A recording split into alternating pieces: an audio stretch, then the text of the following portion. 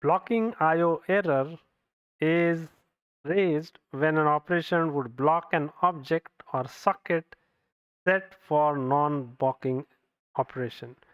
Here we are trying to import a socket. We have set the IP to this, port to this, and then we have this class where we have two methods, init and connect. Then we are trying to initialize the class magic using the word client, and then while inside of the while loop we have this try except block. Inside of the try block we are saying client.connect.